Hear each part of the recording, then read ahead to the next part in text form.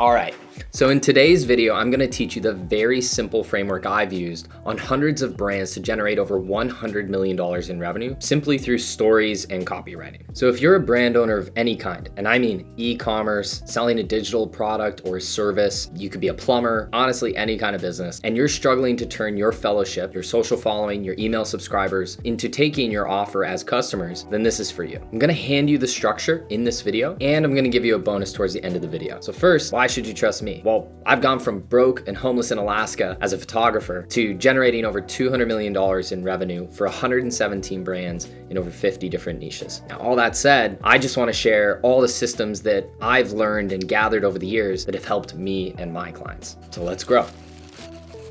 We're going to talk about storytelling that sells today. Now, this storytelling is very much oriented to a particular crowd. However, you can use, if you're just a creator and want to create fun things and you just want to write, by all means, take this, enjoy it. I've written for my own enjoyment and leisure for years as a photographer and filmer, script writing, working in media, having worked with brands as well. It's all been very fun to me because pulling narratives and messaging in with stories makes a massive difference to marketing efforts and to just connecting with people. So I'm going to dig into all of that right here. So let's take a look. So storytelling that sells, really where this all begins is who does this work for? And the first people I think of are copywriters, brand owners, and people looking to build a personal brand. Now, with what, right? Where does this copywriting go? Well, it goes in emails, websites, ads, influencers, and even social content. Now, you can, again, use this wherever you see fit. And I think you'll find more and more creative ways, especially as media develops. Back in the day when it was just newspapers and magazines, we were writing for like the Surfer's Journal and writing for these actual paper publications. And the internet started to come along. We started to publish these on the web, on blogs. And suddenly it was Instagram posts. And then it was YouTube videos. And then it was full films. And then it was big long articles or sub articles, and we would just build things out. And now you have things like TikTok, and you have so many different pieces of media that you can truly use this anywhere. You can use this as the narratives with partnerships and brands and podcasts and topics. Just be aware that you can use this in a lot of places. Now, where does it take me? Right? This is going to help you connect with your audience, sell without being salesy. That is one of the biggest things I hear on a day-to-day basis with our clients. No one wants to sound like they're selling. No one likes being sold to. So why don't we balance out the odds there? Have people basically begging to buy from you, begging you to sell a product to them because they feel so emotionally attached to what you're building. Now, what does it actually resolve though?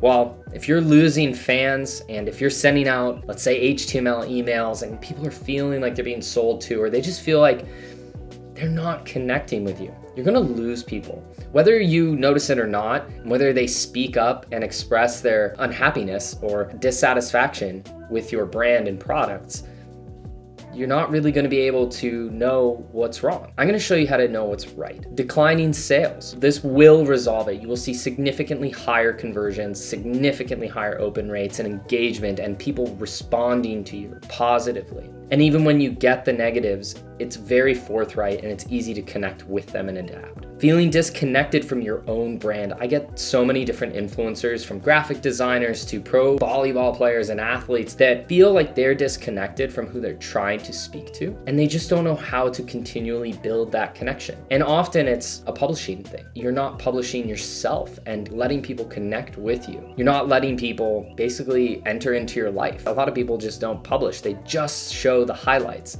And we need to see everything. We need to see that growth. And I'll explain that in a sec. And the last part is the discovery. Getting those people responding to you, getting the dive into the market and understanding what their hopes and dreams and pains and fears are. And digging that out of yourself too, to really connect with them and figure out what is it that you want? What is it that you've gone through that you can then relay and share your learnings and stories so that others can thrive off that and feed that back to you so you can fuel the next product or fuel the next story or fuel the next back and forth. This is social. Think about this. Social media. You're being social. And a lot of people don't think as media as a whole as a connective experience, and we need to change that. Now, this is a very important graph, but I'm not going to tell you what it is right now. I'm going to show you at the end. And I want you to, as you learn all these little things, imagine where this will end up. So first of all, share this in your head. What do we talk about? Well, it's quite easy. We talk about stuff, right? We're going to talk about what's happened in our lives and others that we've observed, things that haven't happened, and things that could happen. As you saw earlier, something that I pointed out was, this is what we can resolve. This is where it's going to bring you. This is where it's going to take you away from. And if you're not experiencing that, you'll avoid it. That's big. Telling you this connective experience and how I've worked in this space, this is something you will need to do too. All right, so like what? Well, I want you to remember this quote. Eleanor Roosevelt, great minds discuss ideas, average minds discuss events, and small minds discuss people. Now, often this has been taken as a quote to basically become a better person, to discuss ideas, to be the better individual. But I want you to think of this in a slightly different way. If I were to take my little highlighter here, we have 3 core areas here.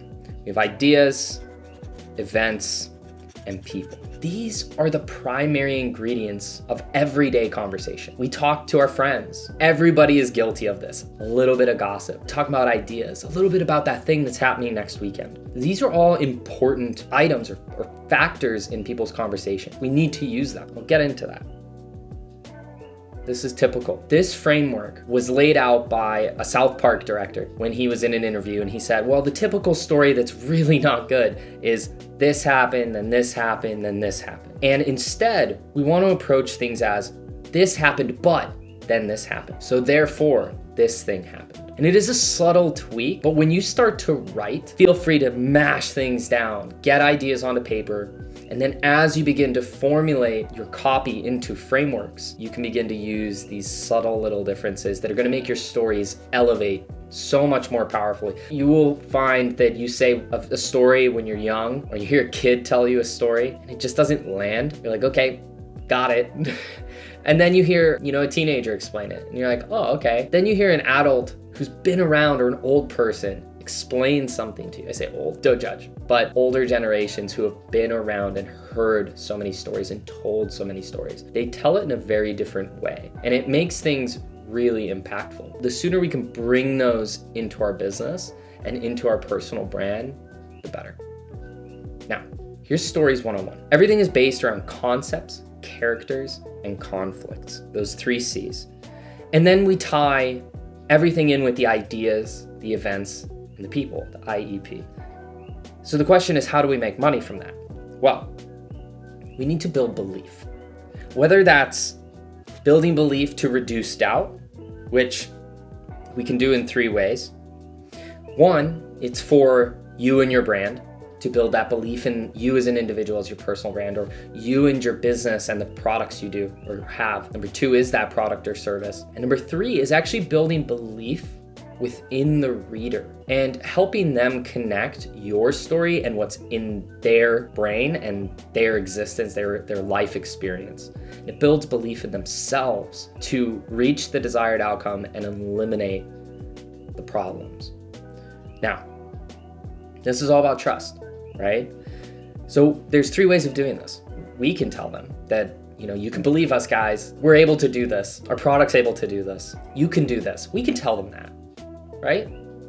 But there's something a little bit stronger, and that's somebody else telling them. I'm sure you've all had referrals of some kind where you were referred to a doctor, you're referred to a friend or a business, and those come as quite powerful experiences, right? You have a lot more trust. Now just imagine the difference. Let's say it's a service provider of some kind, or someone saying, hey, I have this product, it's really good. And then your friend comes up, or somebody, and says, wow, man, you should check this out. This thing's really good. There is a difference there, and it's very hard to explain. However, I think you can all relate to the difference in scale between those 2 references. And there's a third one.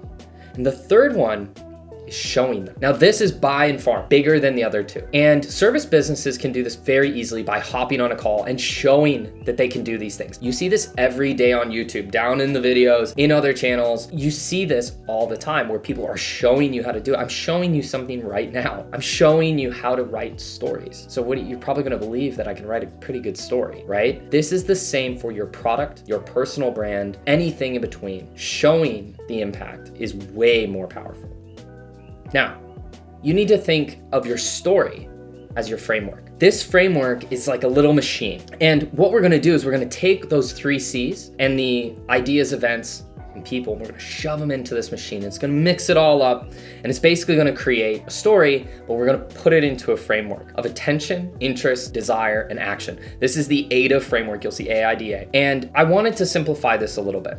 Think of attention as a hook. You hear this all the time on social, Instagram, TikTok, the thing that really hooks you in. And I think it's a very primitive example because videos are quite short on social these days, whereas stories require quite a bit of effort in order to read and comprehend and follow through with and get to the end. Whereas watching a video, maybe a little less so. The hook can be a little longer, but hook and grabbing attention is imperative. Otherwise, your story will just not land. People won't know where things begin. They'll feel out of the loop. They feel like there won't be connection. And that leads me into interest, which is basically your purpose. Why are you actually pulling people in to listen to this story? Like, what can you hint at that they're going to be able to learn, or that they're going to be able to resonate with, or come to a realization of? The purpose is important, and you can actually tie both of these together, and it's pretty strong. Now, the next would be the desire. This can be done in 1, 2, or it can be done singular. It can be done together, which is problem to solution. So highlighting that purpose, but emphasizing the problem that is being dealt with and how you're going to solve that. That's basically what the desire is, and hinting that there is a solution, or straight up telling them that there is a solution. And then the action is your offer. Oftentimes it's your offer that's a paid thing, but you can also have free value. And free value comes in many different forms, right? We can have insights and tools and templates, but it can also be as simple as a perspective, just something that you thought about, something that, you've really contemplated on, come to a realization of, and wanted to just share to people who have been, or you have been in their shoes, and you have now grown from that, which is essentially your ideal audience. Especially if you're building a personal brand. You're speaking to you 5 years ago, and there are so many people that are there. There is somebody out there who resonates, or I resonate with their message, because I hope to be in their position in 5-10 years. Just think about that. Now, speaking of call to actions, if you like this video so far, hit subscribe and like. It'd mean the world to me. We're gonna be sharing lots more of these, and hopefully helping you build growth systems and just every facet of life and business. I want you to thrive. So I'm not gonna dig on that anymore. What does this framework look like? Well, it looks like this. If you were to write an email, this is what this would look like. You have your attention up top, you have the interest, and you'll see that the size differences are quite significant. Your desire, as you can see, is split into 2, and then your action, oftentimes you'll have a call to action somewhere in here or in here, and then you'll also follow it up right here. This is important. This is the structure you need to take for things like ads and your website. And although there may be other structures, this pretty much is the structure. This is how we have conversation. This is how, if you go downtown and someone stops you on the street and says, hey, right, they're grabbing your attention, they pitch you. A lot of people will jump right to the action and say, hey, would you like this? But they skipped creating interest. You ever seen Wolf of Wall Street? He says, sell me this pen. The guy goes, well, that's interesting. Like, what's your experience with pens? Do you have a pen right now? Can you sign this for me? The guy goes, no, I don't have a pen. He goes, oh, wow. Well, you need a pen, right? Attention, the interest. He needs to create interest within the buyer. The buyer isn't always interested. The buyer just is self-interested. They want to resolve a problem and bring it towards this solution. That's it. So you need to pique that interest, and you need to bring them through the problem to the solution.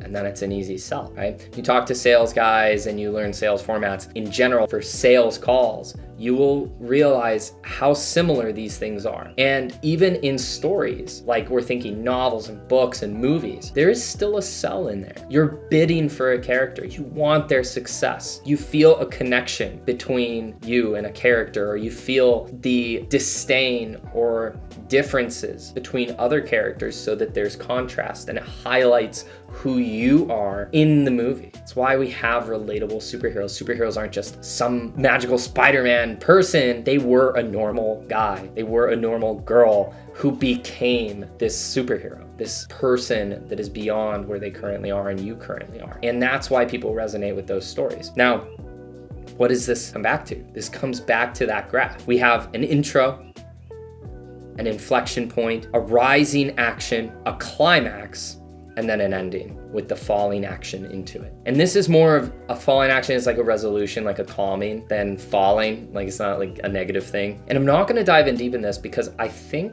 that there's actually a better way to explain this. And it's the Pixar plots. Who hasn't seen a Pixar movie here? I can't see you raising your hands, but I'm gonna assume it's nobody because everybody has seen these. From Toy Story to Inside Out and Monsters, Inc. There's so many of them. Now, I'm gonna walk you through this, but this is the core storyline and plot for all of their main hitting movies. And it's very simple. First, it's a once upon a time. Every day, she did one thing. Now for you, this is effort and character building. This is that thing that you're really working on. And it needs to be apparent. And this for brands and personal branding and products and services, you need to emphasize the work that you are working on and show that you've gone and tried the things that your ideal market are likely trying. And if you haven't, I implore you to try. Now, one day something happens. Things hurt or they get more difficult. Because of that, she has to leave. Things need to change. Her ways need to change. Her environment needs to change. She needs to change. And because of that, she finds life outside of where she was. And I'd like to say what she was doing, right? It's something different. There is something greater, an opportunity, a solution to the problem that she was having.